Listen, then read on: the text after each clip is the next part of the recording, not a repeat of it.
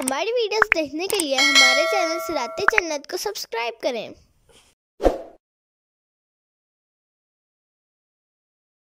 وَأُخْرَى تُحِبُّونَهَا نَصْرٌ مِّنَ اللَّهِ وَفَتْحٌ قَرِيبٌ وَبَشِّرِ الْمُؤْمِنِينَ، اور ایک دوسری نعمت تمہیں دے گا جسے تم پسند کرتے ہو، وہ اللہ کی مدد اور جلد آنے والی فتح ہے، اور اے حبیب مسلمانوں کو خوشخبری سنا دو۔ تفسیر صراط الجنان، یعنی اے ایمان والوں، اخروی نعمتوں، مغفرت اور ثواب کے علاوہ اللہ تعالیٰ دنیا میں ہی ایک اور نعمت تمہیں دے گا جسے تم پسند کرتے ہو، اور وہ نعمت اللہ تعالیٰ کی مدد اور جلد آنے والی فتح ہے۔ اور اے محبوب صلی اللہ تعالیٰ علیہ وآلہ وسلم مسلمانوں کو دنیا میں فتح کی اور آخرت میں جنت کی خوشخبری سنا دیں۔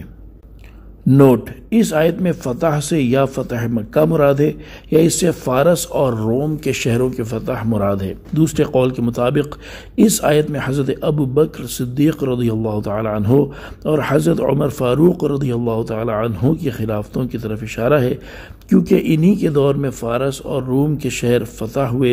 اس سے معلوم ہوا کہ ان کی خلافتیں برحق ہیں اور ان کی فتوحات اللہ تعالیٰ کو بہت پیاری ہیں، جن کی یہاں بشارت دی جا رہی ہے۔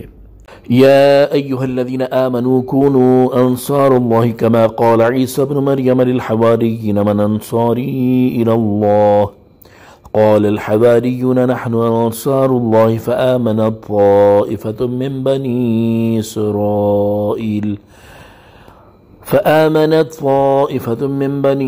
اسرائیل وکفرت طائفة فأيدنا الذين آمنوا على عدوهم فأصبحوا ظاهرين۔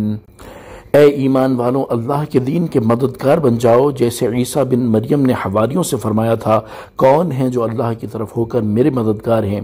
حواریوں نے کہا، ہم اللہ کے دین کے مددگار ہیں۔ تو بنی اسرائیل سے ایک گروہ ایمان لایا اور ایک گروہ نے کفر کیا، تو ہم نے ایمان والوں کو ان کی دشمنوں پر مدد دی تو وہ غالب ہو گئے۔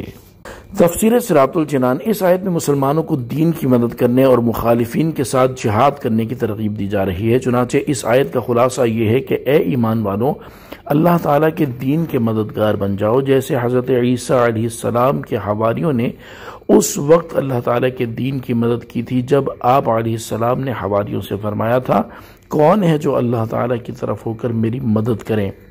حواریوں نے عرض کی، ہم اللہ تعالیٰ کے دین کے مددگار ہیں۔ تو بنی اسرائیل سے ایک گروہ حضرت عیسیٰ علیہ السلام پر ایمان لایا اور ایک گروہ نے کفر کیا۔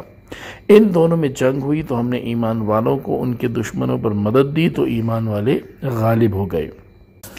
آیت کے آخری حصے کی تفسیر میں یہ بھی کہا گیا ہے کہ جب حضرت عیسیٰ علیہ السلام آسمان پر اٹھا لیے گئے تو ان کی قوم 3 فرقوں میں منقسم ہو گئی۔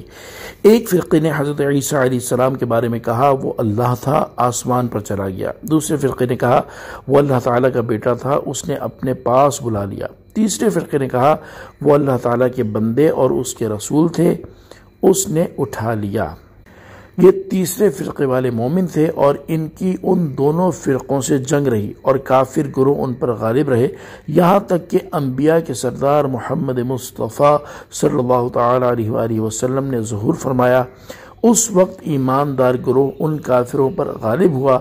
اس تفسیر کے مطابق آیت کے آخری حصے کا مطلب یہ ہے کہ ہم نے محمد مصطفیٰ صلی اللہ تعالیٰ علیہ وآلہ وسلم کی تصدیق کرنے سے حضرت عیسیٰ علیہ السلام پر ایمان لانے والوں کی مدد فرمائی۔ اس کی برکت سے یہ لوگ کافروں پر غالب ہو گئے۔ اس آیت سے 3 باتیں معلوم ہوئی۔ نمبر 1، مصیبت کے وقت اللہ تعالیٰ کے بندوں سے مدد مانگنا انبیاء کرام علیہم السلام کی سنت ہے، یہ شرک نہیں اور ایاک نستعین کے خلاف نہیں۔ نمبر 2، عیسائیوں کو نصارہ اس لیے بھی کہا جاتا ہے کہ ان کے آباء و اجداد نے حضرت عیسیٰ علیہ السلام سے کہا تھا نحن انصار اللہ۔ نمبر 3، اللہ تعالیٰ کے پیاروں کی مدد کرنا در حقیقت اللہ تعالیٰ کے دین کی مدد کرنا ہے، کیونکہ حواریوں نے حضرت عیسیٰ علیہ السلام کی مدد کی تھی مگر عرض کی کہ ہم اللہ تعالیٰ کے مددگار ہیں۔ تو آج الحمدللہ یہ ہماری ترجمہ اور تفسیر کے ساتھ مکمل ہوئی۔ اللہ تبارک و تعالی اس سورہ مبارکہ کی خوب خوب برکتیں ہم سب کو عطا فرمائے، آمین بجاہ النبی الامین صلی اللہ تعالی علیہ وآلہ وسلم۔ صلو علی الحبیب صلی اللہ تعالی علی محمد صلی اللہ تعالی علیہ وآلہ وسلم۔